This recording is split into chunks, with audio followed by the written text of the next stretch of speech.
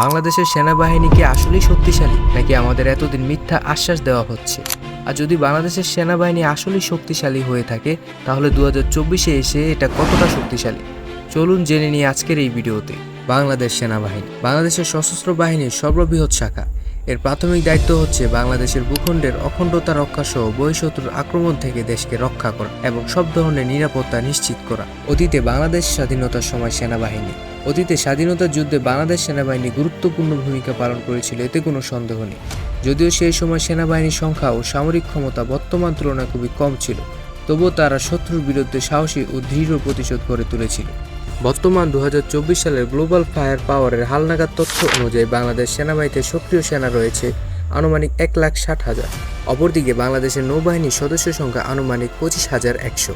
বর্তমান সামরিক শক্তির দিক দিয়ে বাংলাদেশ বিশ্বের 37তম অবস্থানে রয়েছে। গত বছর এই তালিকায় বাংলাদেশ অবস্থান ছিল 40তম, যা দেখার সামরিক শক্তির দিক দিয়ে 3 ধাপ এগিয়ে বাংলাদেশ। দক্ষিণ এশিয়ার দেশগুলোর মধ্যে সামরিক শক্তিমত্তার দিক দিয়ে বাংলাদেশ অবস্থান চতুর্থ। আধুনিকায়ন বাংলাদেশ সেনাবাহিনী বর্তমানে ইনফ্যান্ট্রি সোশ্যাল সিস্টেম নামক উচ্চবিলাসী আধুনিকায়ন কর্মকার্য চালিয়ে যাচ্ছে। এর অংশ হিসাবে প্রত্যেক পদাতিক সৈন্যকে night vision goggles, ballistic helmet, চোখ সুরক্ষা সরঞ্জাম, বুলেট প্রুফ ভেস্ট, ব্যক্তি থেকে ব্যক্তি যোগাযোগ যন্ত্র, হাতে বহনযোগ্য জিপিএস যন্ত্র এবং কলিমেন্ট সাইটযুক্ত BD-08 রাইফেল দ্বারা সজ্জিত করা হচ্ছে। সেনাবাহিনী বিশেষ অপারেশন ক্ষমতা বাড়ানোর জন্য বাংলাদেশ সেনাবাহিনী নিরলসভাবে কাজ করে যাচ্ছে। এর ফলে বাংলাদেশ সেনাবাহিনীর আঞ্চলিক ও বৈশ্বিক শান্তি ও স্থিতিশীলতা প্রতিষ্ঠান গুরুত্বপূর্ণ ভূমিকা পালন করছে। এছাড়াও বাংলাদেশ সেনাবাহিনীর কাছে আছে 340টি ট্যাঙ্ক, 166টি বিমান ও 89টি নৌযান রয়েছে।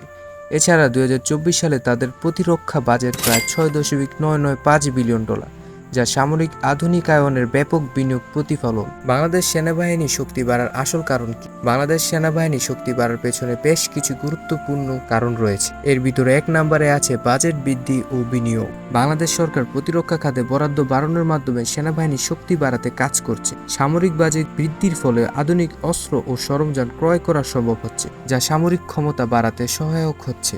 দ্বিতীয়, জাতীয় নিরাপত্তার গুরুত্ব। বাংলাদেশ ভূ রাজনৈতিক পরিবেশ ও নিরাপত্তা চ্যালেঞ্জের কারণে সরকার সেনাবাহিনীর শক্তি বাড়ানোর দিকে মনোযোগ দিচ্ছে। দেশের অভ্যন্তরীণ ও বাহ্যিক নিরাপত্তা নিশ্চিত করতে সেনাবাহিনীকে আরও শক্তিশালী করা হচ্ছে। এর কারণে প্রশিক্ষণ, যুদ্ধের প্রস্তুতি বাড়ানো হচ্ছে। 3 নম্বরে আছে আন্তর্জাতিক শান্তিরক্ষা মিশনে অংশগ্রহণ। বাংলাদেশ সেনাবাহিনী জাতিসংঘের শান্তিরক্ষা মিশনে সক্রিয়ভাবে অংশগ্রহণ করছে, যা তাদের আন্তর্জাতিক মানের প্রশিক্ষণ ও অভিজ্ঞতা অর্জনে সহায়ক হচ্ছে। এই অংশগ্রহণ সেনাবাহিনী ক্ষমতা বাড়ানোর পাশাপাশি আন্তর্জাতিক সম্পর্ক উন্নত করতে সাহায্য করছে। সর্বশেষ, অভিজ্ঞতা ও প্রশিক্ষণ।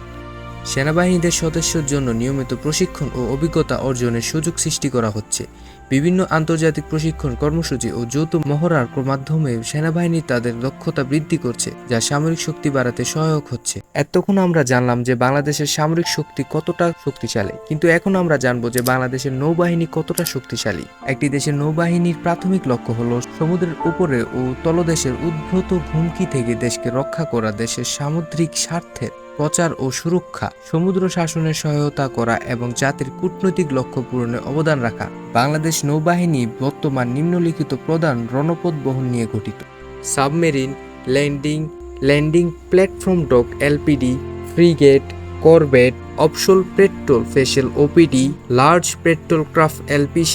এছাড়া নৌবাহিনী নিয়মিতভাবে অন্যান্য নৌবাহিনীর সাথে মহারয় অংশগ্রহণ করছে, যা মূল্যবান অভিজ্ঞতা অর্জন ও যুদ্ধ ক্ষমতা বাড়াতে সাহায্য করছে।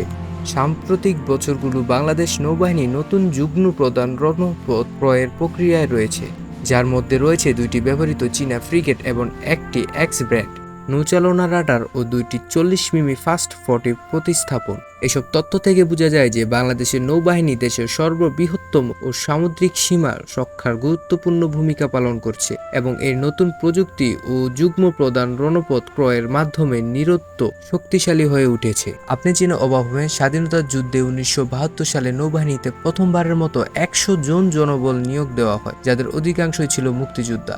তাদের প্রশিক্ষণ দেওয়া হয় চট্টগ্রাম নৌঘাঁটিতে। 1972 সালে সংস্থাপন বিভাগে 2টি জলযানকে নদীভিত্তিক টহল জাহাজে রূপান্তরিত করে নৌবাহিনীতে যুক্ত করা হয়। 1972 সালে ভারতীয় নৌবাহিনী একটি উপকূলীয় টহল জাহাজ উপহার দেয়, যা বাংলাদেশ নৌবাহিনীতে যুক্ত করা হয়। আর ওইখান থেকে আমাদের নৌবাহিনী আজকে এই পর্যন্ত এসেছে।